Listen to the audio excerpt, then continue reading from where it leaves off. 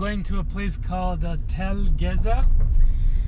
It's an ancient town, 3,000 years old. There's supposed to be some megaliths. Megaliths are upright standing stones, and home of a priestly class.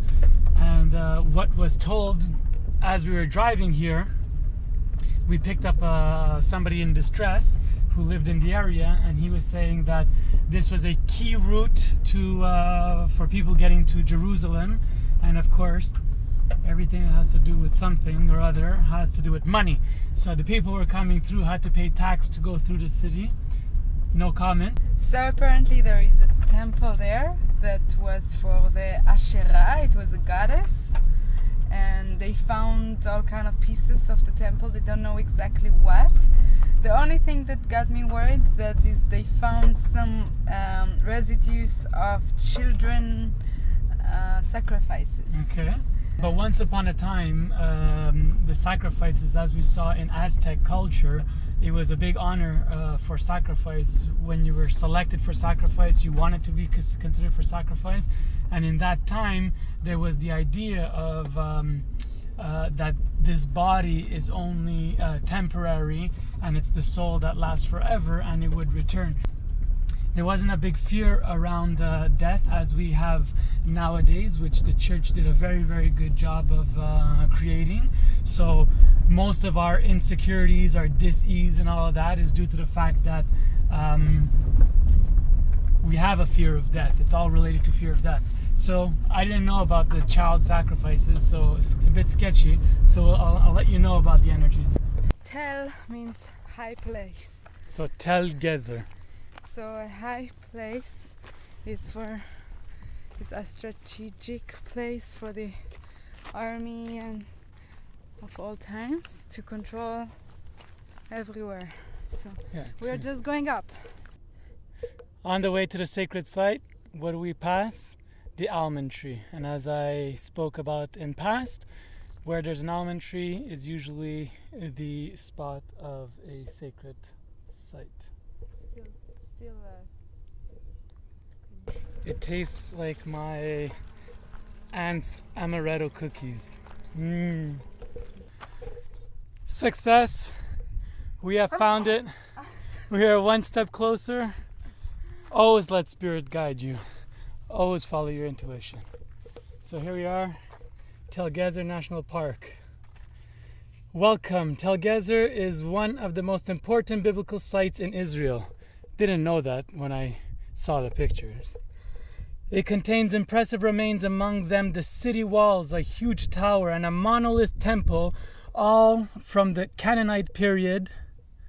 Solomon's Gate was also discovered, as well as the Gezer calendar, the most ancient Hebrew inscription ever found, dated to the Israelite period. Enjoy your visit from the Israeli Natural Park Association.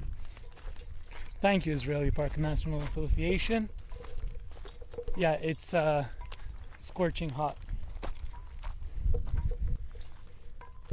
So this is the calendar.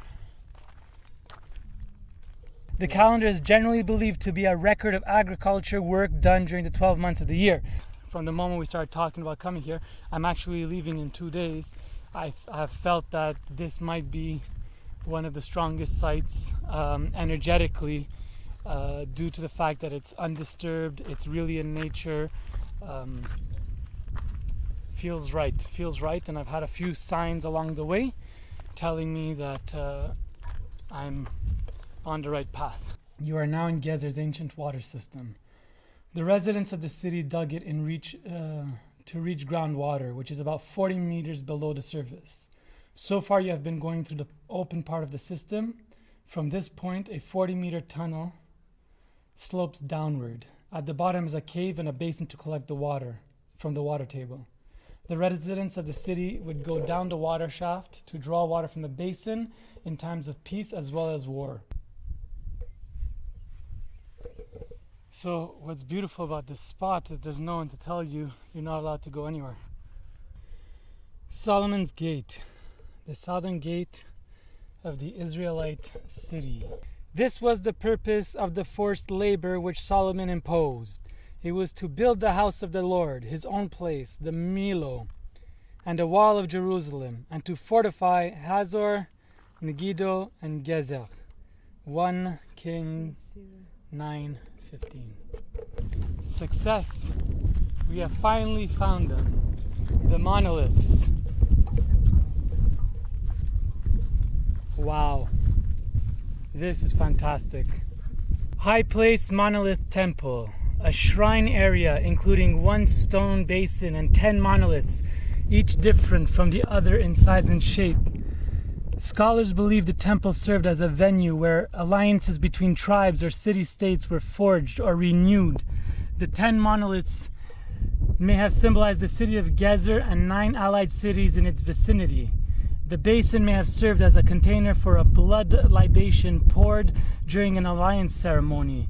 A ritual of this type is described in the Bible after Moses brought the 10 commandments down from Mount Sinai. Moses then wrote down all the commands of the Lord. Early in the morning he set up an altar at the foot of the mountain with 12 pillars for the 12 tribes of Israel. Moses took one part of the blood and put it in the basins, and the other part of the blood he dashed against the altar. Exodus 24:4-6. 3,000 years old. Monoliths, and obviously done for ritual, fertility, peace, unity. Very interesting. The basin is very magical. You could tell that there's been some incredible ritual done here.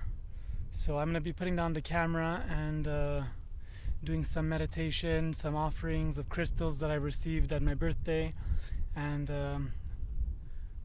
I'll let you know how it all went down.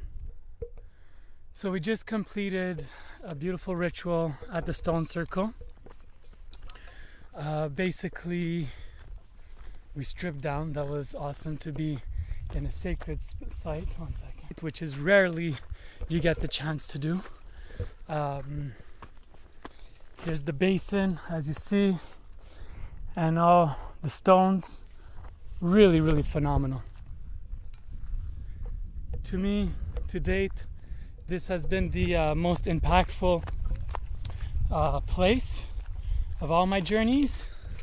I may have felt more energy in different spots, but I could tell you for sure the ritual that happened right here, right now, between Avishag and I, was the most powerful. To live as the drunkard, one that lives in the moment, in the awe of life.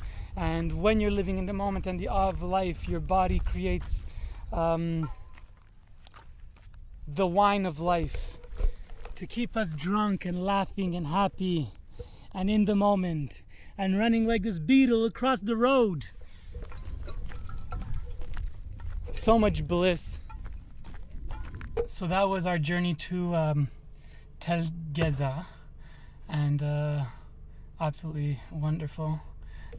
Thank you, Avishag, again for bringing me places. A very powerful spot, and the place where I experienced the most impactful ceremony of my life, where I feel that I became more conscious to my path and my purpose, and connecting to spirit. And that's it. No mind, just heart, just vision, just body, just instinct. You've been watching the spiritualplayboy.com. I hope you enjoyed it. Rate the video, share the video, comment on the video, and until next time, let love free, because it's the only way.